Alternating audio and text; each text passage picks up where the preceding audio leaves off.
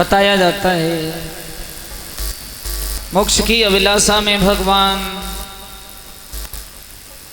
सुखदेव जी परीक्षित महाराज को कथा श्रवण करा रहे हैं। यही कथा गुफा में बैठ के मां पार्वती ने श्रवण की भगवान शिव के द्वारा। कुंभज ऋषि के आश्रम पर यही कथा बड़े भाव से चल रही है।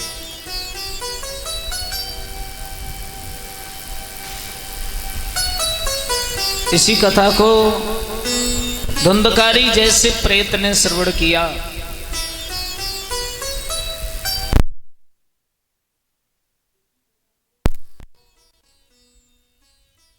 ज्ञान ने श्रवण किया। यही कथा कागभूषण जी महाराज गरुड़ जी महाराज को श्रवण कराई। वही अमर कथा इस प्रांगण में चल रही है।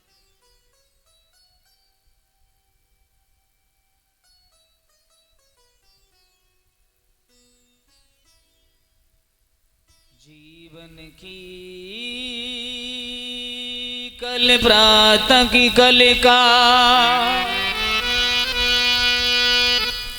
कल होतई प्रात खिली न खिली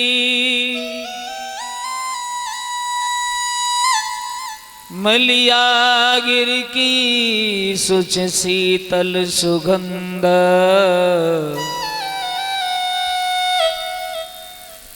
भोरई होत चली न चली कलिकाल कुठार लिए ठाड़ो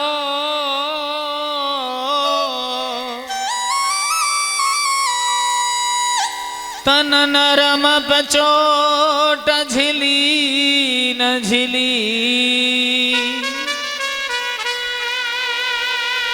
हरि नाम सुमिर ले ओ प्यारे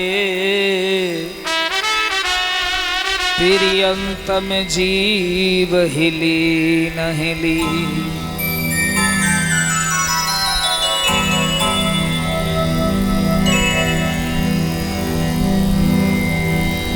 भगवान सुखदेव जी महाराज परीक्षित को भाव भरी कथा का प्रसंग सुना रहे हैं।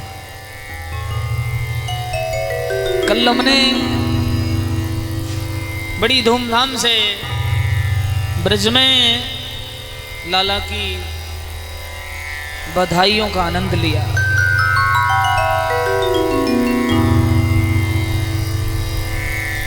उधर तो ब्रज में यशोदा के द्वार पर बधाई बज रही हैं।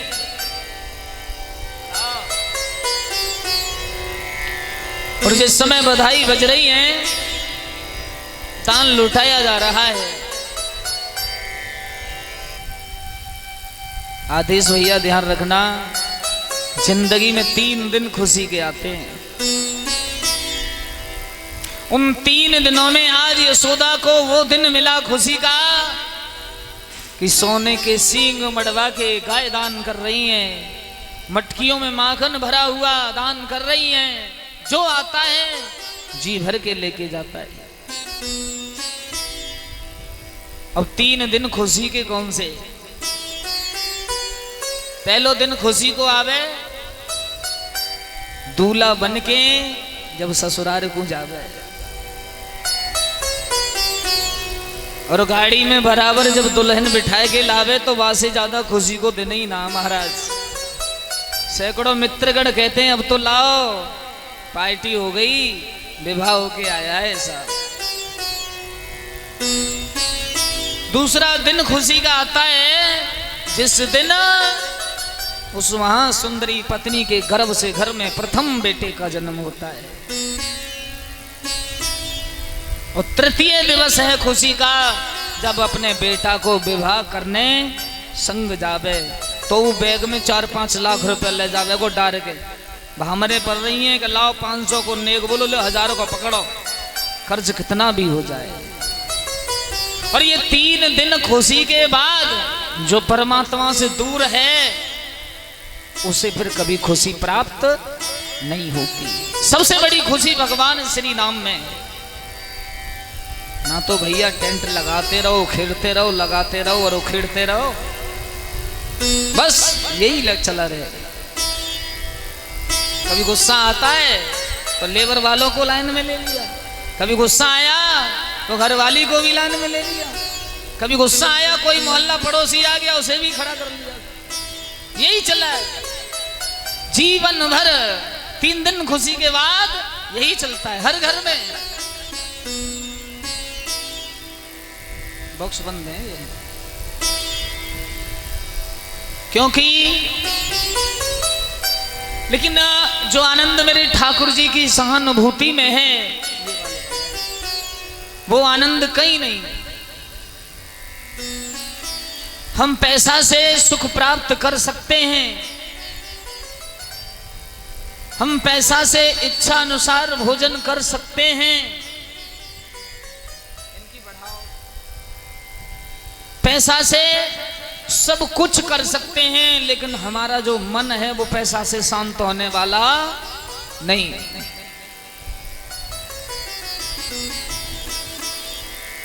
क्योंकि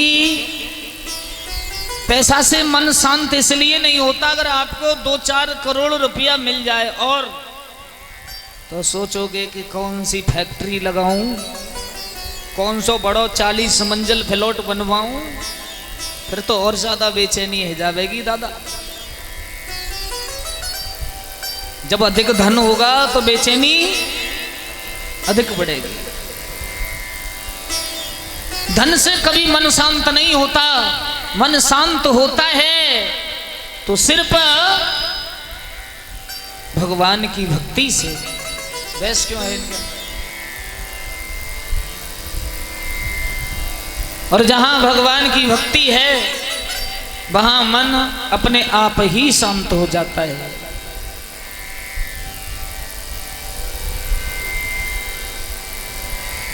तो आज यशोदा मैया के आंगन पर बड़ी ही खुशियां हैं। क्यों? लाला को जन्म भयो और लाला को जन्म हैवे के बाद में दान लुटा रही हैं। अब तो आनंद ही आनंद है। कोई आती है, मैया तेने खबर ना भेजी, 60 साल की उम्र में इतना सुंदर लल्ला पैदा कर ले हो। मैया कहती है मैं भूल गई, चल ले माखन मिश्री खा ले। कहती है लाला के दर्शन तो कराए दे, फिर भी लाला के दर्शन होते। भगवान उधर यशोदा के द्वार पर बधाई बज रही हैं और उधर जेल में देवकी भपक भपक के रो रही है। सोचा करती है, बार बार पूछती है वसुदेव जी, बा मेरे लाला को तुम कहां करके आए हो? मेरे लाला को किसे सौंप करके आए हो? क्यों? बिटिया जो लेके आए थे ना, जेल में जाके वो बिटिया रोने लगी, कंस की नींद टूटी, भागा कि मेरा 8वां काल पैदा हो गया। बेटा हॉर्न कर दो उसे। कंस ने कहा अब की तो बिटिया है। देवकी ने कहा हाथ जोड़ के। तो कंस ने कहा अगर मैंने तेरे 6 बालकों को ही मार दिया तो छोड़ूंगा इसे भी नहीं। शायद इसकी कोख से होने वाला बेटा मेरा काल हो सकता है। क्यों ना महाराज? बॉक्स में बहस बन रही है। जवाब दिया ठीक है। देवकी रोती रही। उस बिटिया को जैसे जमीन में मारना चाहा, हाथ से छूट के आसमान को उड़ गई